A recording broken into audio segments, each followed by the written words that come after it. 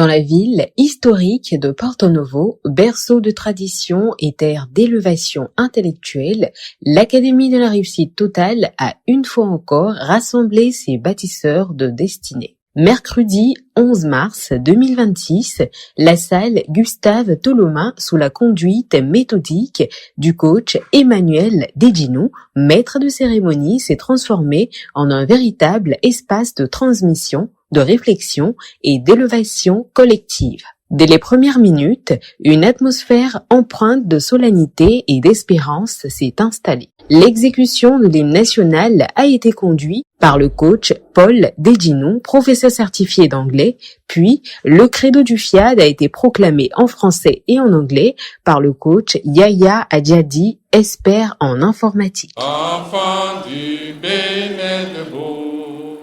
Nous reconnaissons que l'Afrique porte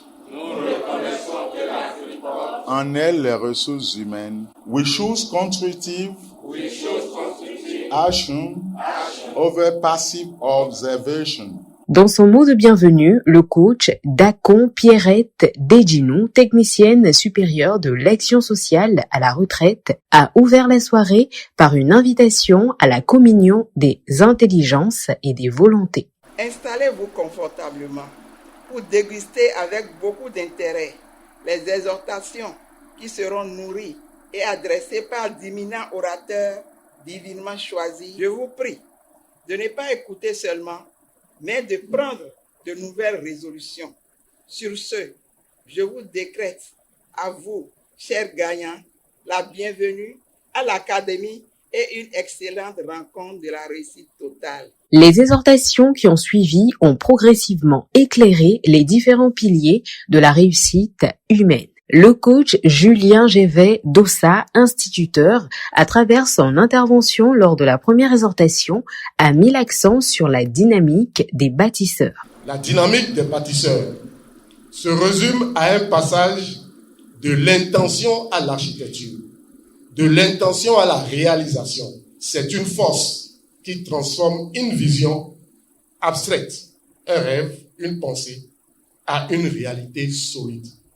C'est cette force intérieure et collective qui pousse à créer, à innover, à surmonter les obstacles et à laisser un héritage durable. Je peux donner comme exemple toute la vie de Nelson Mandela. Je peux nommer le PM, c'est à cette œuvre qu'il s'est attaché depuis un certain temps. Je vous exhorte pour cela à cultiver la vision, la persévérance, la collaboration et les valeurs solides pour pouvoir bien participer à cette belle aventure de construction d'un monde meilleur. Ensuite, le coach Emmanuel Deginou, administrateur de projet, a abordé avec justesse, lors de la deuxième exhortation, la parole juste pour une réussite familiale intégrale. La parole juste ne se limite pas à bien parler. C'est un art qui engage l'écoute, l'intention et l'impact de nos mots sur ceux que nous aimons. La parole juste, inspirée de la tradition, comme la communication non violente et la pleine conscience, repose sur 3 piliers. La vérité, la bienveillance, l'utilité. S'assurer que notre parole sert à construire et non à détruire. Une communication saine transforme la dynamique familiale, renforce la confiance quand chacun se sent écouté et compris. La parole juste n'est pas une perfection à atteindre, mais un chemin à parcourir ensemble. Elle demande de la patience, de la pratique et surtout de la compréhension envers soi-même et envers les autres. Cette rencontre s'est enrichie d'un moment de showtime suivi de la pratique du premier mouvement recommandé, amenant ainsi les participants à expérimenter physiquement l'harmonie entre discipline corporelle et équilibre intérieur.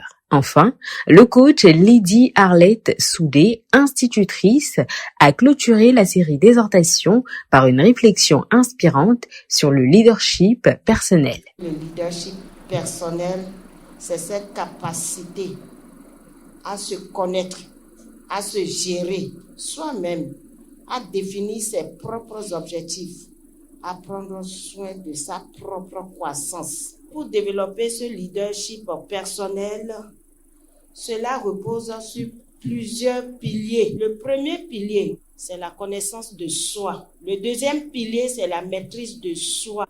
Le troisième pilier, c'est la responsabilité personnelle.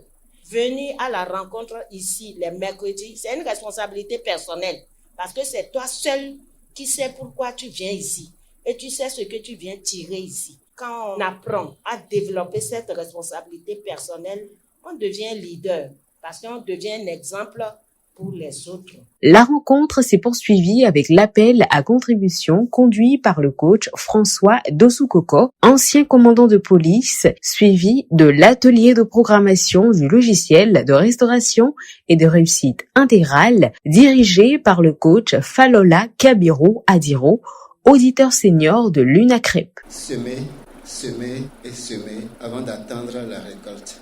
Quand vous donnez avec cœur et amour, c'est sûr, la nature doit vous le rendre beaucoup plus. Je reconnais la source divine comme origine, soutien et fondement de mon être. Ce soir, je me suis retrouvée dedans, surtout par les exhortations. Ça m'a beaucoup émue. Je suis tellement contente d'être là. Merci. Les choses changent toujours de bien et cela nous permet à chaque fois de pousser haut nos ambitions. Ceux qui se sont découragés ne peuvent pas le passer, je les invite à revenir et goûter pour voir de nouveau qu'il y a de bonnes choses qui sont revenues. Ainsi s'achève la soirée avec le partage du cocktail dans une dynamique à la fois pédagogique, fraternelle et stratégique.